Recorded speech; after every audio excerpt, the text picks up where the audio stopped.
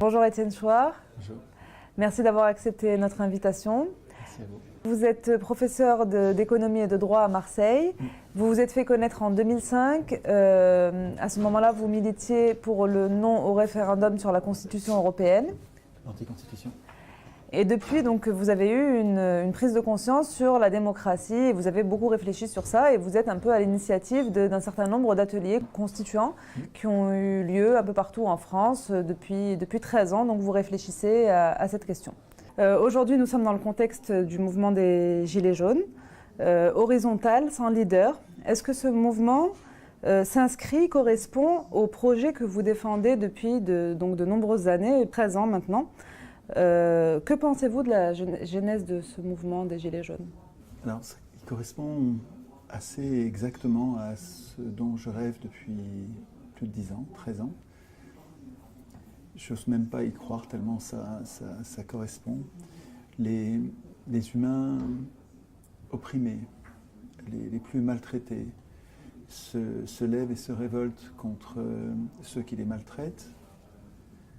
Et ils le font spontanément, sans chef, en faisant très attention à la représentation, en faisant d'emblée, presque comme première cause commune, le fait de ne plus être représentés, tellement ils en ont marre d'être mal représentés. Et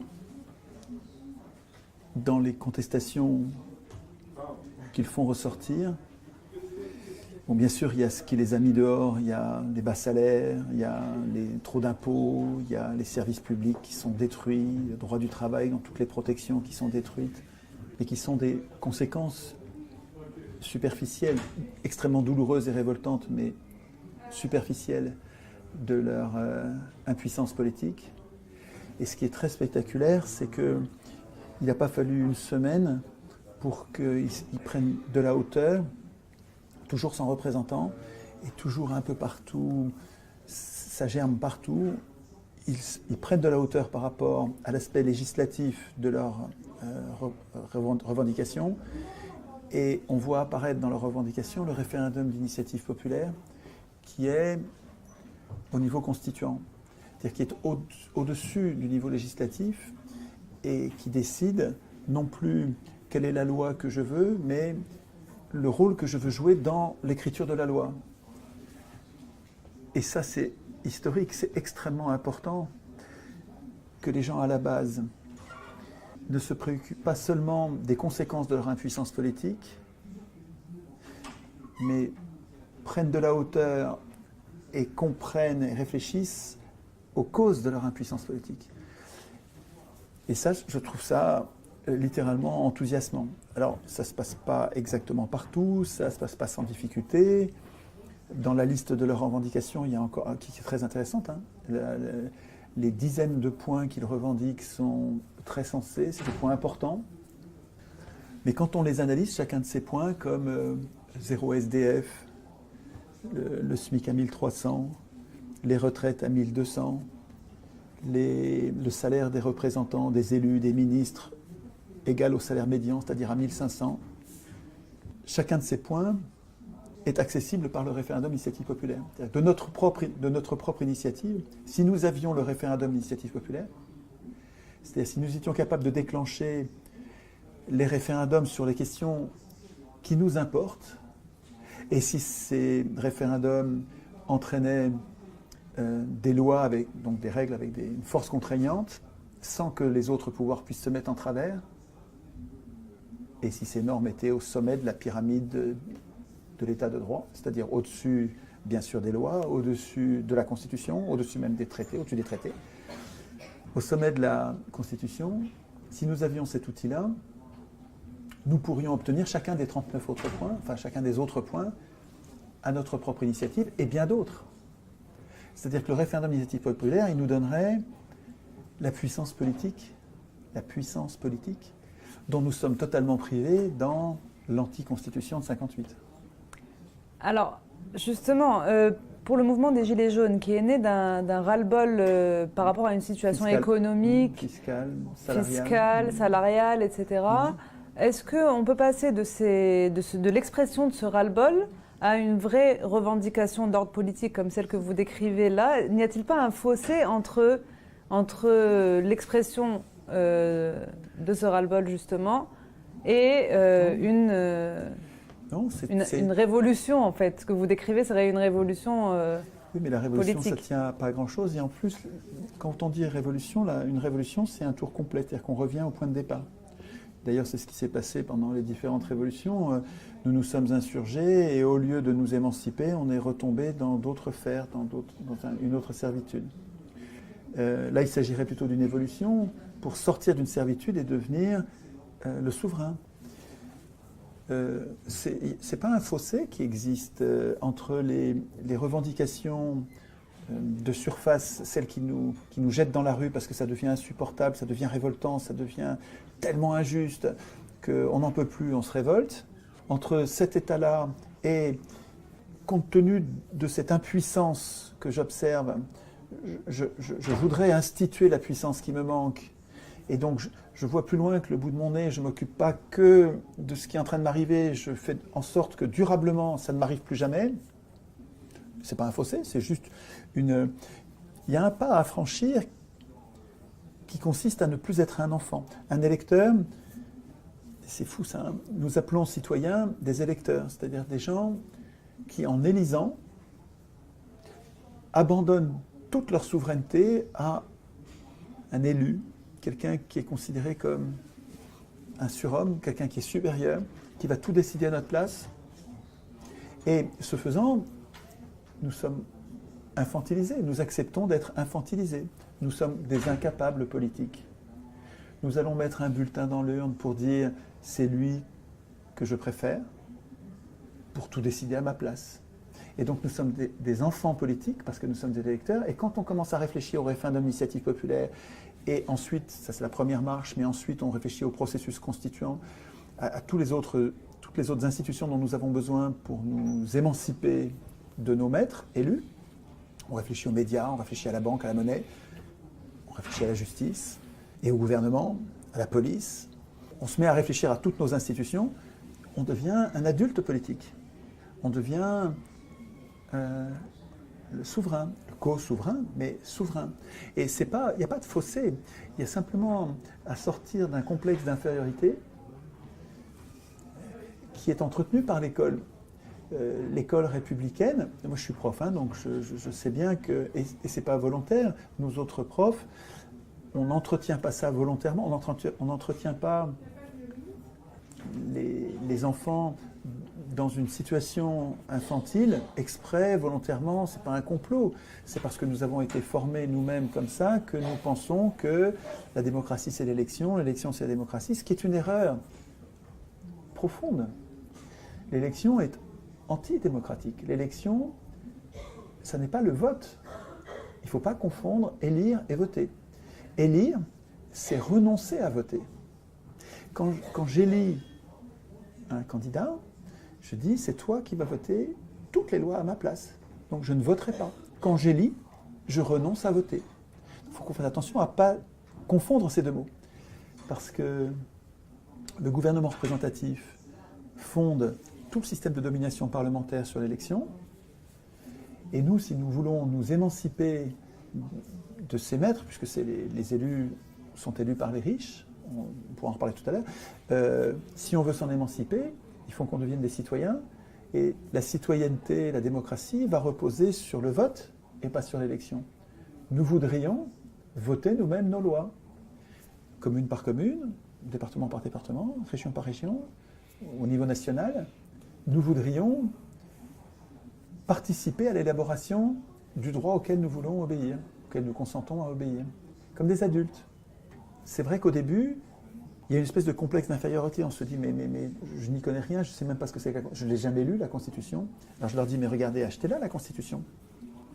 Ça vaut 4 €. Faites l'investissement, vous allez voir. Ça s'appelle Constitution de la République française. Ça n'est pas une constitution, c'est une anti-constitution. En fait, c'est une constitution, ça devrait être une protection. On devrait être protégé contre nos représentants, contre les abus de pouvoir de nos représentants avec ce texte. Et en fait, ce texte est une prison.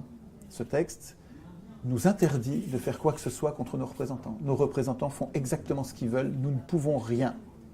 La seule chose qu'on pourrait faire, c'est de ne pas les réélire, mais en fait, quand vous dites je ne réélirai pas la crapule A, vous allez avoir comme choix uniquement la crapule B, et quand la crapule B vous aura insupporté après un nouveau mandat, vous n'aurez le choix qu'à revenir à la crapule A. En fait, ce sont des faux choix qui sont dans l'élection. Et la Constitution, enfin l'anti-constitution de 58, mais c'est comme ça partout dans le monde, il n'y a pas qu'en France. Et puis c'est pas la première, il y en a eu d'autres avant. Ça fait 200 ans que ça dure.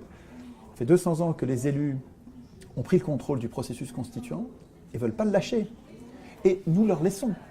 Il faut dire aussi qu'ils le font parce que nous les laissons faire. Comme nous ne sommes pas entraînés à écrire la Constitution, on complexe, on a peur de mal écrire, on a peur de faire des bêtises, et donc on les laisse, on accepte d'élire l'Assemblée constituante.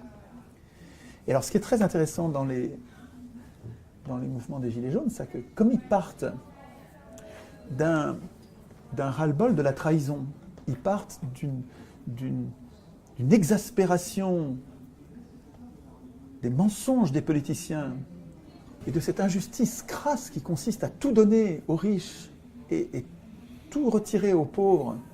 Et ça prend un rythme ces dernières années qui devient humiliant. Exaspérés de cette manière, les Gilets jaunes partent avec un a priori absolument hostile à la représentation. Et ça, c'est excellent pour démarrer un processus constituant. Ce qui se passe dans les Gilets jaunes, là, sur chaque péage, et ça pourrait être dans chaque commune, ce qui se passe, c'est les premiers pas du processus constituant qui concernent forcément, il faut commencer par ça, la représentation. Donc, comment on les désigne, comment on les contrôle, alors, quel mandat on leur donne. Est-ce qu'ils vont décider à notre place ou est-ce qu'ils vont préparer nos décisions, mais pour les prendre, il faudra qu'ils reviennent nous voir, nous présenter le choix et nous allons voter. Et comment on les contrôle? Comment on peut faire pour surveiller que quand ils négocient, ils ne sont pas en train de nous trahir? Est-ce que, maintenant qu'on a tout le monde a son téléphone et qu'il peut y avoir des lives sur Facebook, est-ce qu'on demande à nos représentants, pas peut-être pour toutes les négociations, mais quand il y a une négociation particulièrement importante où on sent qu'il y a un risque qu'on se fasse tromper, est-ce qu'on demande à nos représentants de filmer la négociation? Et nous, on les regarde en train de négocier, comme ça on sait s'ils nous représentent bien. C'est inédit dans l'histoire des hommes de pouvoir surveiller les représentants en même temps qu'ils sont en train de nous représenter. Et puis comment on les punit, comment on les révoque quand on trouve qu'il est en train de nous trahir, comment on fait pour les dire « Non, non, reviens par ici, on n'avait pas dit que tu dirais ça, on va en mettre un autre à la place ». Et tant qu'ils n'ont pas de représentants, ils sont insaisissables, donc ils sont invulnérables. En plus, ils sont extrêmement déterminés quand vous allez voir sur les ronds-points et sur les péages, mais vous n'allez pas leur en faire à croire, hein. Ils vont pas lâcher, ils tiendront Noël, ils sont là la nuit, ils sont là quand il pleut, ils sont incroyablement déterminés et ils ne veulent pas de représentants. En tout cas, ils ne veulent pas envoyer quelqu'un qui va décider à leur place. Je sais que vous êtes très méfiant quant à l'idée ou à l'image du leader. Ouais. C'est quelque chose dont vous vous méfiez parce que vous dites que le pouvoir, forcément, on en abuse, le pouvoir corrompt et donc au bout d'un moment, ça va mal finir. Oui. Et est-ce que la figure du leader est forcément mauvaise? Je vois bien qu'il y a des leaders qui sont meilleurs que d'autres et que tous les leaders ne sont pas équivalents. À mon avis, on peut avoir un représentant, on peut avoir même un leader si on a écrit nous-mêmes les règles qui nous permettront de le surveiller et de nous débarrasser de lui si nous estimons qu'il nous trahit. L'aporie, la difficulté apparemment insurmontable, c'est que nous avons, quand nous sommes un petit nombre, nous n'avons pas besoin de représentants. On peut voter nous-mêmes nos lois en face à face directement, comme à Athènes. Mais quand on est des millions, on va avoir besoin de représentants. Mais l'histoire nous montre des trahisons quasiment permanentes, quasiment systématiques. Nous sommes trahis par nos représentants. Donc, on a besoin de représentants, mais on sait que mécaniquement, c'est par là qu'on va être trahi. Et comment est-ce qu'on peut avoir ces représentants sans être trahi, ou en ayant une moindre chance d'être trahi? Il me semble que c'est avec des citoyens constituants. Pas avec une constitution. La constitution ne suffit pas à nous protéger. Il faut des soldats pour appliquer cette constitution. Il faut des soldats démocratiques, je veux dire, hein, ce n'est pas une question d'armes. Il faut des citoyens vigilants qui soient capables de penser la représentation avant qu'elle n'ait lieu, et ensuite, pendant la représentation, qu'ils soient capables de vérifier, d'être vigilants sur la façon dont ils sont représentés.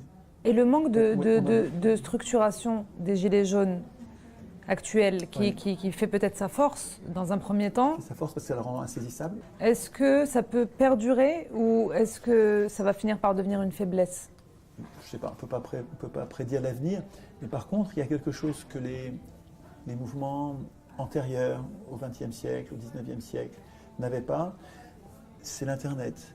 Avec l'Internet, on a une capacité à communiquer entre nous qui ne rend pas le mouvement homogène, mais qui permet à une bonne idée de se répandre beaucoup plus vite que ça n'a jamais été le cas.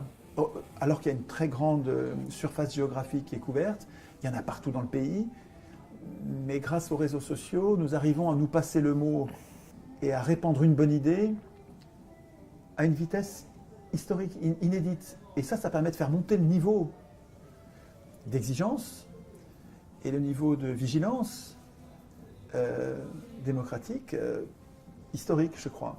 Et vraiment, ce que je vois, alors, hier encore, j'étais sur un péage, là, près de chez moi, mais c'est enthousiasmant, ça fout la chair de poule, c'est très...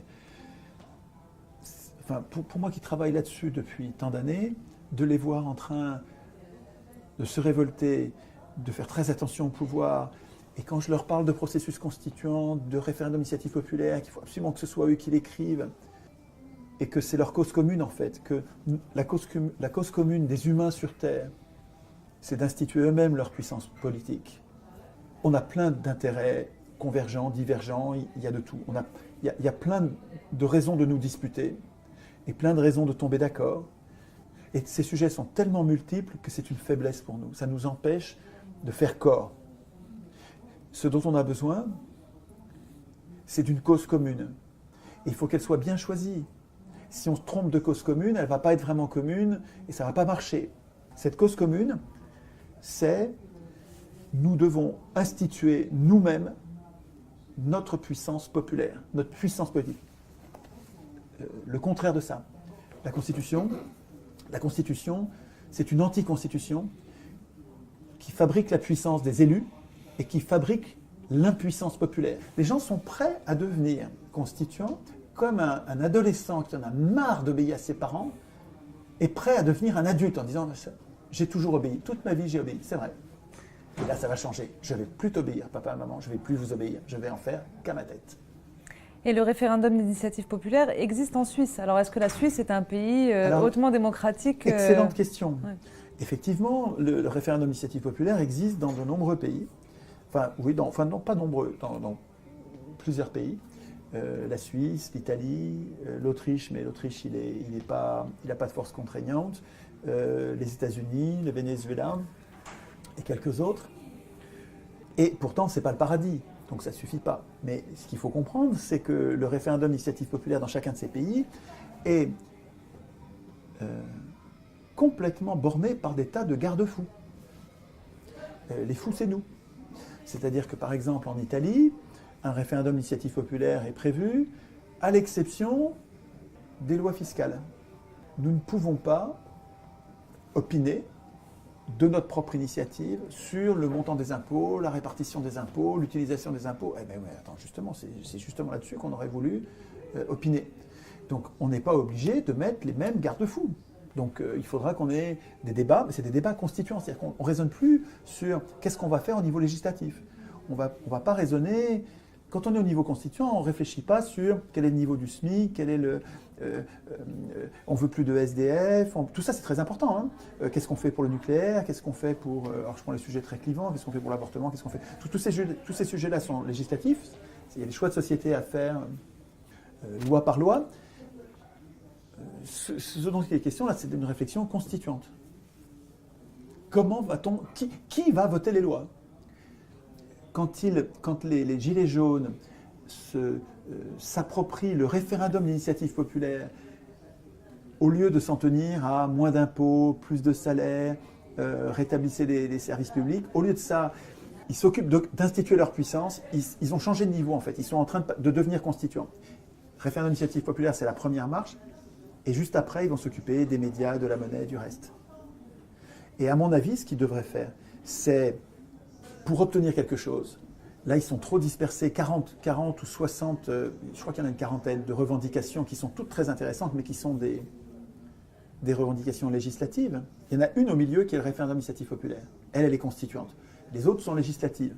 Au lieu de ça, puisque toutes ces revendications, ils les obtiendraient eux-mêmes avec le référendum d'initiative populaire. Et qu'ils en obtiendraient même encore plus, puisqu'après, une fois que tu as le référendum d'initiative populaire, en toute matière et avec une force obligatoire, ben, ça continue. Même ce qu'on n'a pas écrit dans la liste, on peut l'obtenir référendum par référendum. Les Gilets jaunes, à mon avis, devraient concentrer leur puissance, parce qu'ils sont très puissants en ce moment. Ils devraient concentrer leur puissance sur 2 mesures. Une qui règle leurs problèmes immédiats de pouvoir d'achat, parce que c'est insupportable de vivre avec... Sur les ronds-points, vous voyez des gens qui vivent avec très peu de choses. C'est poignant. C'est absolument... On se demande... On comprend qu'ils restent dehors, parce qu'il y a... C'est très dur ce qu'ils vivent. Ils ont vraiment... c'est normal qu'ils luttent. Et donc, il peut y avoir une des 2 mesures qui sert à régler leurs problèmes. Alors, je pensais d'abord à augmenter le salaire minimum. Mais il y a plein d'entreprises des petites entreprises qui ne vont pas supporter, qui vont mourir. Alors qu'il y a un autre moyen plus simple qui consiste à mettre une TVA zéro, sur tous les produits de première nécessité. L'alimentation, l'électricité, l'eau. Il faudrait qu'il y ait une liste. Donc, première mesure, exiger des gilets et non négociable. On veut la TVA zéro sur une liste de produits que voilà. Pas sur tous les produits, parce que ça va faire un tel manque à gagner pour l'État que ça va faire un trop gros trou. Mais sur tous les produits que nous consommons, nous, c'est TVA zéro. Et d'ailleurs, il pourrait y avoir une TVA de 100% sur les yachts, sur les bagnoles de luxe, sur les montres de luxe, sur tous les produits de luxe. Il pourrait y avoir une TVA de 200% même, hein, pour récupérer l'argent qu'on a perdu sur TVA zéro pour les produits de première nécessité. Un calcul à faire, peu importe. Mais nous, ce qu'on veut, c'est TVA zéro sur tous les produits qu'on consomme tous les jours. Et là, c'est une bouffée d'oxygène, c'est-à-dire qu'on va avoir en une mesure une vraie augmentation. Mais c'est bien sûr insuffisant. Et la deuxième mesure, c'est on veut le référendum d'initiative populaire. C'est-à-dire en toute matière. Et on ne vous laisse pas l'écrire. Attention, dans la négociation, nous, on va l'écrire sur les ronds-points, les péages. On va réfléchir à l'article avec 2-3 alinéas, qui institue le référendum à notre manière. C'est-à-dire que c'est nous qui allons décider les garde-fous, et vous allez voir, il n'y en aura pas beaucoup. Mais c'est nous qui allons l'écrire, et dans nos revendications, après qu'on soit tombé d'accord, parce qu'il va falloir qu'on règle nos problèmes de représentation, et qu'on tombe d'accord sur 1 ou 2, et ça peut être en fait, imaginons qu'il y ait, pour chaque rond-point et chaque péage, on va avoir une proposition d'articles de référendum d'initiative populaire. Et donc, il y en a beaucoup qui se ressemblent, on pourra les rassembler, mais on va peut-être avoir 10 ou 20 modalités différentes de référendum. Eh bien, on fait un premier vote, un premier tour où on passe de 20 à 10. Et puis ensuite, un deuxième tour où on passe de 10 à 5. Et puis ensuite, un troisième tour, on passe de 5 à 3. Mais oui, pas en 2 tours, en plein de tours pour se rapprocher progressivement, pour qu'on ait le temps de s'adapter. Et pour finalement décider de ce que nous, les Gilets jaunes, on veut comme mouture, comme version du référendum que nous avons écrit, nous. On n'a pas laissé les élus écrire, c'est nous qui avons écrit. Nous sommes constituants. Un électeur est constitué, un citoyen est constituant. Et donc, là, nous viendrions, si ça se passait comme je l'imagine là, nous viendrions avec non pas une ribambelle de revendications importantes, mais dans lesquelles le gouvernement ne va céder que sur 3 ou 4 pour nous renvoyer chez nous, et on va perdre tout le reste. Et on ne va sûrement pas avoir le référendum, parce que le gouvernement sait bien que le référendum, c'est une bombe atomique pour lui, et qu'il ne faut surtout pas l'accepter. Par contre, si on vient avec que ça, on veut une mesure de pouvoir d'achat et une mesure de puissance politique populaire, durable, en toute matière. Et c'est nous qui l'avons écrit. Et nous, ce qu'on veut, c'est que vous la mettiez dans la Constitution. Et si vous ne la mettez pas dans la Constitution, le texte qu'on a écrit, eh ben, c'est l'insurrection. Parce que ça veut dire que vous êtes antidémocrate. Vous êtes nos ennemis. À mon avis, il y a une fenêtre de libération démocratique à notre initiative.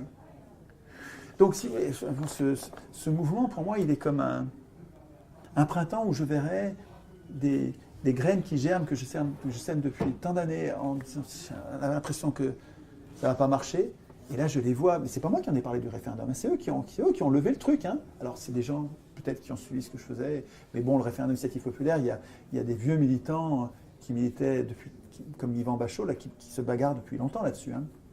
Vous avez parlé d'insurrection. Il y a eu, parmi les commentateurs, certains ont dit que la violence qu'il y a eu, que ce soit la violence des slogans ou la violence physique qu'il y a eu dans les manifestations, notamment parisiennes, c'est ce qui a permis que le gouvernement cède sur l'augmentation des taxes sur le carburant. Est-ce que vous partagez cette analyse sur la violence Alors, sur la violence, une première chose à dire, c'est qu'il est honteux de ne parler que de la violence des exploités qui se révoltent contre leur exploitation et de ne pas parler de la violence de l'exploitation. Parce que ces gens-là, qui n'en peuvent plus de ramer, de travailler, de se priver de tout pendant que les autres se goinfrent sans rien foutre, sous leur nez, sans même payer d'impôts. Carlos Ghosn qui gagne 16 millions par an, il gagne plus d'1 million d'euros par mois, il ne paye pas d'impôts.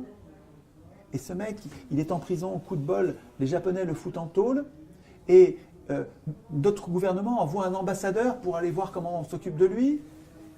Donc le spectacle de cette injustice, de ces violences sociales, devrait faire partie du discours. C'est-à-dire que la violence qu'on voit dans les rues, elle n'est pas une violence première, elle est une violence qui est une réaction à une première, un peu comme quelqu'un qui se fait violer se débat violemment pour ne pas être violé. On ne peut pas parler que de la violence, de la victime qui se débat, sans parler de la violence du violeur. Quoi, hein. Je veux dire, c'est complètement injuste, hein, évidemment. Deuxièmement, ce à quoi je réfléchis, c'est un processus qui sera le moins violent possible. Ceci dit, je ne me fais pas d'illusions parce que je sais que la violence, elle vient des riches qui ne se laissent pas faire, des riches, des ultra-riches. Hein. Quand je dis les riches, je pense uniquement aux très riches, parce qu'on est toujours le riche de quelqu'un. Moi, je suis riche par rapport à ceux qui sont plus pauvres que moi, donc c'est relatif, la richesse, évidemment. Mais la violence des riches, quand je dis la violence des riches, c'est la violence des ultra-riches, comme au Venezuela, qui sèment le chaos pour faire tomber le gouvernement. Et donc, je sais bien qu'on va avoir de la violence, ne serait-ce que parce que les contre-révolutionnaires sont prêts à faire couler le sang pour ne pas perdre leur domination. Donc je sais bien que malheureusement, nous allons souffrir de la violence. Mais l'idée que je défends, elle, à mon avis, elle permettra d'avoir peu de violence. Parce que si nous sommes très nombreux, alors je ne dis pas quelques centaines de milliers, c'est quelques centaines de milliers, vous ne pourrez pas faire l'économie de la violence pour imposer vos idées à tout le reste.